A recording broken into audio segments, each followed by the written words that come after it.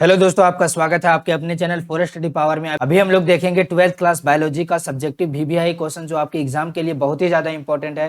तो यार चलो शुरू करते हैं, ठीक है। तो पहले देखेंगे very short answer type question जो अति लघु उत्तरीय प्रश्न होंगे, जो आपके एक प्रश्न के लिए केवल 1 नंबर दिए जाएंगे और टोटल प्रश्न आपके 5 होंगे, ठीक है। तो देखो यहाँ पे what is the use of Nostoc in the paddy field. Okay, धान के खेत में नॉस्टॉक का क्या उपयोगिता है।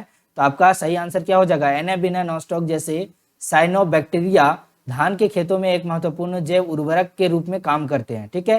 वे वायुमंडलीय नाइट्रोजन को ठीक करते हैं और मिट्टी में कार्बनिक पदार्थ जोड़ते हैं और इसकी उर्वरता बढ़ाते हैं, जिसे पौधे द्वारा अवशोषित कर लिया जाता है, ठीक है।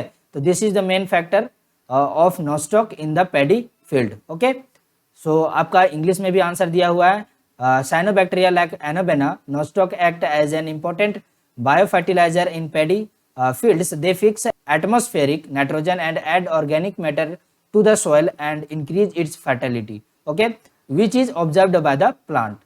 That is very easy. Okay, now the next question is expand the term ELISA. ELISA का विस्तृत रूप लिखना है यहाँ पे। तो ELISA का फुल फॉर्म क्या होगा, ELISA stands for enzyme linked immunosorbent assay. This is the right answer. So आप लोग कंफ्यूज नहीं करोगे, यहाँ पे आंसर सही लिखोगे, ठीक है। नेक्स्ट क्वेश्चन देखो यहाँ पे, what is the function of a restriction enzyme, ठीक है। प्रतिबंधन एंजाइम का क्या कार्य है। ओके, इसका आंसर क्या होगा, अ restriction enzyme is an enzyme isolated from bacteria that cuts DNA molecules at a specific sequence, ठीक है। एक प्रतिबद्ध एंजाइम बैक्टीरिया से पृथक एक एंजाइम है जो विशिष्ट अनुक्रमों पर डीएनए अणुओं को काटने का कार्य करता है।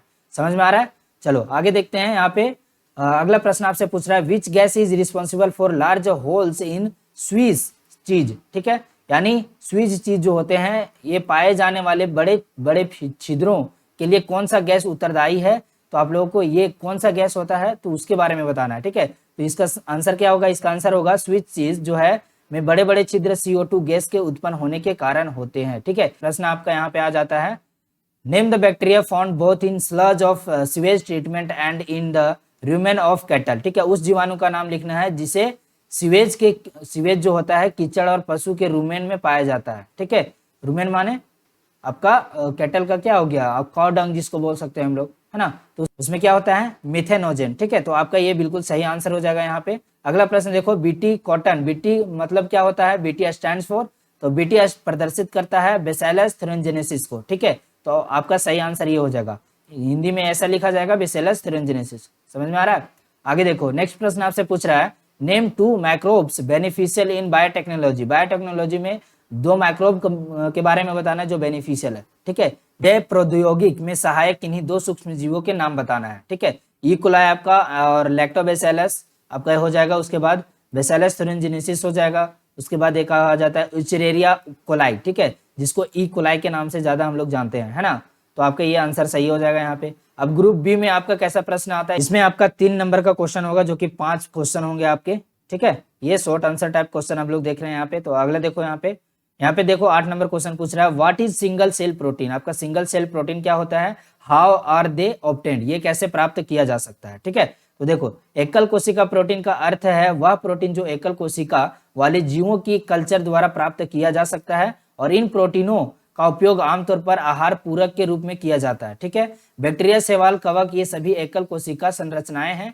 एकल कोशिका प्रोटीन का उत्पादन किण्वन प्रक्रिया में होता है, ठीक है। इंग्लिश में आंसर दिया हुआ है यहाँ पे देखो, single cell protein means the protein which can be obtained by the culture of single celled organism and these proteins are generally used as dietary supplements, ठीक है। Bacteria, algae, fungus all of them are single celled structures, ठीक है। The production of single cell protein takes place in the fermentation process, ठीक है। Fermentation process से इसे प्राप्त किया जा सकता है। ओके, नेक्स्ट प्रश्न आपसे पूछ रहा है, explain the term stratification in relation to a tropical rain forest. उष्ण कटिबंधीय वर्षा वन के संदर्भ में स्तर विन्यास शब्द को समझाना है, ठीक है।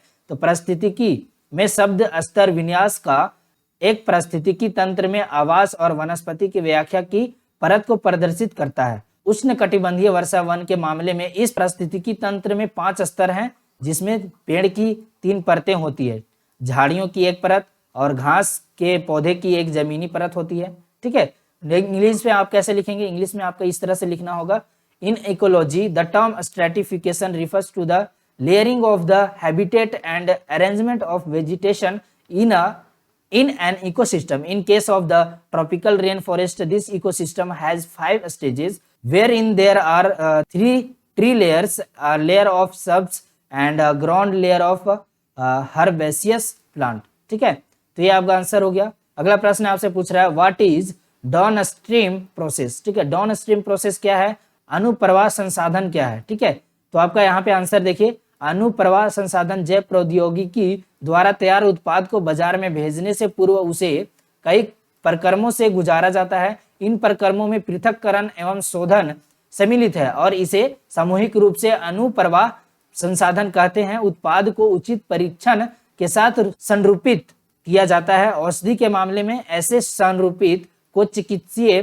प्रशिक्षण से गुजारते हैं। प्रत्येक उत्पाद के लिए सुनिश्चित गुणवत्ता नियंत्रण प्रशिक्षण की भी आवश्यकता होती है। अनुप्रवाह संसाधन एक गुणवत्ता नियंत्रण परीक्षण अलग अलग उत्पाद के लिए भिन्न भिन्न होता है। ठीक है, यहाँ पे इंग्लिश में देखो, down syndrome processing the finished product by biotechnology goes through several process before it is sent to the market. ठीक है, this processing include separation and purification and the collectively called Down syndrome processing. The product is formulated with the appropriate preservative. In the case of drugs, such formulations undergo clinical trials. Assured quality control tests are also required for each product. Down syndrome processing and quality control testing varies from product to product. ठीक है, ये vary करेगा।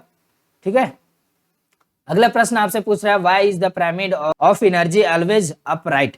ठीक है, अब आपको explain करना है कि जो पिरामिड एनर्जी होता है ऑलवेज अपराइट कैसे होता है। ठीक है, आपका ऊर्जा का पिरामिड हमेशा सीधा क्यों होता है, तो आपको ये समझाना है। तो यार यहाँ पे हिंदी में भी आपका आंसर लिखा हुआ है, तो आप लोग, मैं उतना पढ़ूंगा तो आपका ज्यादा टाइम यहाँ पे जाएगा, तो आप लोग देख लो एक बार, अपने से पढ़ लेना है ना। इसका पीडीएफ मैं आपको डिस्क्रिप्शन बॉक्स में दे दूंगा, आप वहां से जाके डाउनलोड कर सकते हो, जो कि बिल्कुल आपका इसी तरह से आपका आ जाएगा पूरा पीडीएफ। ठीक है, इंग्लिश में भी आपका पूरा दिया हुआ है, तो आप लोग टेंशन ना लेंगे, इंग्लिश में वाले बच्चे भी आपको पूरा आंसर आपको यहाँ पे मिल जाएगा। ठीक है, देखो यहाँ पे और भी क्वेश्चन पूछ रहा है write down the 3 harmful effects of UV radiation. ठीक है, यूवी रेडिएशन से हानिकारक प्रभाव के बारे में बताना है, जो कि 3 बताना है यहाँ पे। ठीक है, 5 भी बताना होगा, तो आप लोग यहाँ पे 3 ही पूछा है, तो आप लोग 3 ही बताओगे। Harmful effects of UV rays, जिसको अल्ट्रावायलेट रेज भी बोलते हैं। डैमेज ऑफ द आईज आपका हो जाएगा first point. Next point, alteration of the immune system of the skin and chemical hyper sensitivity. ठीक है, ये हो जाएगा। हीट डिसऑर्डर हो जाएगा, कैंसर और ट्यूमर जिसको बोल सकते हैं, ये भी हो सकता है। पाराबैंगनिक किरणों के दुष्प्रभाव आपका हिंदी में आंखों को नुकसान होना, त्वचा की प्रतिरक्षा प्रणाली में बदलाव और रासायनिक अति संवेदनशीलता। ठीक है, तापदाह विकार, कैंसर अथवा ट्यूमर हो सकता है। ठीक है, उसके बाद एक्सप्लेन करना है the importance of ori AMPR and rop in Escherichia coli vector. ठीक है, PBR 322 आपको यहाँ पे बताना है। ठीक है, इसके बारे में एक्सप्लेन करना है, तो आप लोग यहाँ पे आंसर देख लो। 3 यहाँ पे स्टेप्स हैं जो कि आप लोग को लिखना है, और एग्जाम में आप लोग पॉइंट वाइज ही लिखोगे, जो कि बेटर होगा आपके एग्जाम में। ठीक है, तो यहाँ पे देखो, इसके बाद आपका इंग्लिश में भी पूरा आंसर लिखा गया है, तो ये रहा आपका इंग्लिश आंसर। तो आप लोग स्क्रीनशॉट ले सकते हो, या फिर आप लोग डाउनलोड करो यार, PDF डाउनलोड करो, वो बेटर रहेगा आप लोगों के लिए। ठीक है, तो यार नेक्स्ट क्वेश्चन देखो, differentiate between RDNA and CDNA। RDNA and CDNA में डिफरेंस करना है, तो आप लोगों को यहाँ पे डिफरेंस बताया गया है। RDNA का डिफरेंस परिभाषा यहाँ पे, RDNA 2 अलग अलग जीवों के DNA से जुड़कर बनने वाला पुनः संयोजक DNA है। प्राकृतिक और कृत्रिम तरीके, केवल कृत्रिम तरीकों से उत्पादित किया जा सकता है। उत्पादन के लिए आवश्यक एंजाइम जो है बैक्टीरियल प्रतिबद्ध एंजाइम और लाइगेज एंजाइम है। ठीक है, तो ये आपको ध्यान में रखना है। उसके बाद CDNA में क्या है परिभाषा, CDNA एक पूरक DNA है जो mRNA से रिवर्स ट्रांसक्रिप्शन द्वारा बनता है। ठीक है, प्राकृतिक और कृत्रिम तरीके दोनों तरीकों से इसका उत्पादन हो सकता है। उत्पादन के लिए आवश्यक एंजाइम कौन सा है, reverse transcriptase. This is the important, you can read this. Okay, so this is the answer, you can also download the PDF। तो आपका आगे यहाँ पे ग्रुप C का आपका क्वेश्चन, जो कि 5 नंबर का होगा, 3 प्रश्न आपको दिए जाएंगे, आपको बनाना है। ठीक है, तो आपको यहाँ पे देखना है कौन कौन से प्रश्न हैं यहाँ पे इंपॉर्टेंट जो कि प्रश्न आपको आ सकते हैं आपके एग्जाम में। Explain any 3 vector less method that are used in introduce recombinant DNA into a competent host cell. ठीक है, तो आपको इसके बारे में बताना है, जो कि किन्हीं 3 संवाहक रहित प्रक्रिया का वर्णन करना है जो पुनः संयोजक DNA को सक्षम कोशिका में स्थानांतरित करने के लिए किया जाता है। ठीक है, 3 संवाहक रहित विधियां हैं आपके। पहला रासायनिक बदलाव या परिवर्तन बोल सकते हो, माइक्रो सूक्ष्म इंजेक्शन हो गया आपका, यहाँ पे पढ़ लो यार, आपको पूरा एकदम साफ साफ दिखाई दे रहा होगा यहाँ पे। ठीक है, उसके बाद बायोलॉजिस्ट जीन गन विधि। ठीक है, आपको ये भी आंसर यहाँ पे दिया गया है, वो भी इंग्लिश में भी है और हिंदी में भी है, बिल्कुल आपका कोई दिक्कत नहीं होने वाला। ठीक है, ये आपका आंसर हो गया यहाँ पे।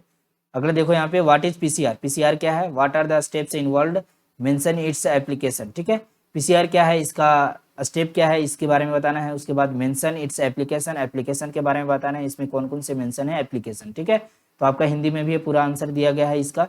ठीक है, जो कि आपका 5 नंबर में है, तो आप लोगों को पूरा ध्यान देना है, ये भी आपका क्वेश्चन पूछ सकता है। ठीक है, तो आप लोग डाउनलोड कर लेना, इसका पूरा पीडीएफ आप लोगों को बताया गया है वहाँ पे, जिस तरह से उस तरह से डाउनलोड कर लेना। ठीक है, तो यहाँ पे इंग्लिश में भी पूरा आंसर दिया गया है। उसके बाद आपका आ जाता है यहाँ पे 17 number question, what is global warming. ये जो क्वेश्चन है ना बहुत इंपॉर्टेंट है, बहुत बार ये पूछता है, तो आप लोग ये ध्यान में रखिएगा। Discuss the cause of global warming, what measures need to be taken to control global warming. कौन सा ऐसा आप लोगों का तरीका होगा जिसको हम लोग यूज करके हम लोग कंट्रोल कर सकते हैं ग्लोबल वार्मिंग को, उसके बारे में यहाँ पे बताना है। ग्लोबल वार्मिंग का कॉज बताना है, कैसे हो रहा है ग्लोबल वार्मिंग। उसके बाद ग्लोबल वार्मिंग क्या है जी, तो उसके बारे में बताना है। तो ये आपका ग्लोबल वार्मिंग पृथ्वी के औसत तापमान में वृद्धि है, जो आमतौर पर कार्बन डाइऑक्साइड CFC और अन्य प्रदूषकों के बढ़े हुए स्तर के कारण ग्रीन हाउस प्रभाव के कारण होती है। ठीक है, ग्लोबल वार्मिंग के मुख्य कारण यहाँ पे 3 बताए गए हैं, जो कि आपका निम्नलिखित है। उसके बाद ग्लोबल वार्मिंग से बचने के लिए यहाँ पे उपाय दिए गए हैं। ठीक है, तो आप लोग इसे लिख सकते हो बिल्कुल अच्छे तरीके से, आप लोग का एग्जाम में यहाँ से आ सकता है क्वेश्चन, तो आप लोग देख लो यार। ठीक है, उसके बाद आपका आंसर आ जाता है यहाँ पे इंग्लिश में, जो कि बहुत बेटर तरीके से लिखा गया है यहाँ पे। उसके बाद आ जाता है आपका second last question, what are ecological pyramid. Ecological pyramid के बारे में बताना है। What are the limitations of ecological pyramids, इसका लिमिटेशन क्या है, mention at least 3 limitation. Okay, so there is the answer. पारिस्थितिकी पिरामिड विभिन्न ट्रैफिक स्तरों पर विभिन्न जीवित जीवों के बीच संबंधों का एक चित्रमय निरूपण है। यह एक पारितंत्र के विभिन्न पोषी स्तरों पर ऊर्जा के प्रवाह को दर्शाता है। ठीक है, तो आप लोग यहाँ पे ये फिगर बना सकते हो, जो कि आपका जो मार्क्स है उसमें इन्हेंसमेंट आपका लाएगा। ठीक है, तो ये फिगर देख लो, पूरा आपका फिगर है यहाँ पे। सो आप ये भी फिगर बना सकते हो, ये भी अच्छा है। ठीक है, जो कि ज़्यादा ईजी है। उसके बाद पारिस्थितिकी पिरामिड की सीमाएं आप लोगों को बताना है, यहाँ पे लिमिटेशन जो कि अभी बताया गया था, तो आप लोग लिमिटेशन बता सकते हो। उसके बाद यहाँ पे इंग्लिश में भी पूरा आंसर दिया गया है, उसके बाद लिमिटेशन इंग्लिश में भी है आपका। Okay, so this is the answer. यहाँ पे देखो यार, नेक्स्ट जो 19 नंबर क्वेश्चन आपसे पूछा जा रहा है यहाँ पे, match column A with column B. ठीक है, तो यहाँ पे बेसिलस थ्रोनजेनेसिस किसका हो जाएगा, यहाँ पे क्रैब प्रोटीन हो जाएगा। ठीक है, तो ऑप्शन आपका यहाँ पे सही हो जा रहा है। ए का क्या हो रहा है, ए का आपका 4th हो जा रहा है। ठीक है, 4th यहाँ पे आ जाएगा। उसके बाद बी का क्या होगा, बी थर्मस एक्वेटिस, थर्मस एक्वेटिकस। ठीक है, तो इसका सही आंसर क्या हो जाएगा, इसका सही आंसर हो जाएगा आपका टेग पॉलीमरेज। ठीक है, ये आपका सही है। उसके बाद वेक्टर, वेक्टर क्या है, वेक्टर आपका प्लाज्मिड है। ठीक है, तो ऑप्शन ए यहाँ पे आ जाएगा। ठीक है, बी का क्या हो गया, 5 हो गया। उसके बाद सी का क्या होगा, 1 हो गया, है ना।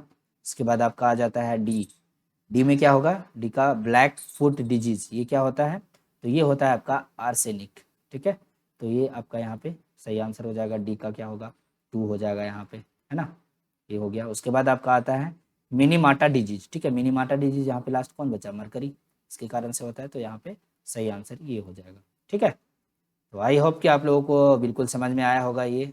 ठीक है, आशा करता हूँ कि आप लोगों को पसंद आया होगा ये पूरा सॉल्यूशन। सो आप लोग लाइक करो यार, शेयर करो अपने फ्रेंड्स के साथ, और एग्जाम अच्छे से देना, बिल्कुल डरना नहीं है, घबराना नहीं है। ओके, तो मिलते हैं फिर नेक्स्ट वीडियो में, तब तक के लिए जय हिंद।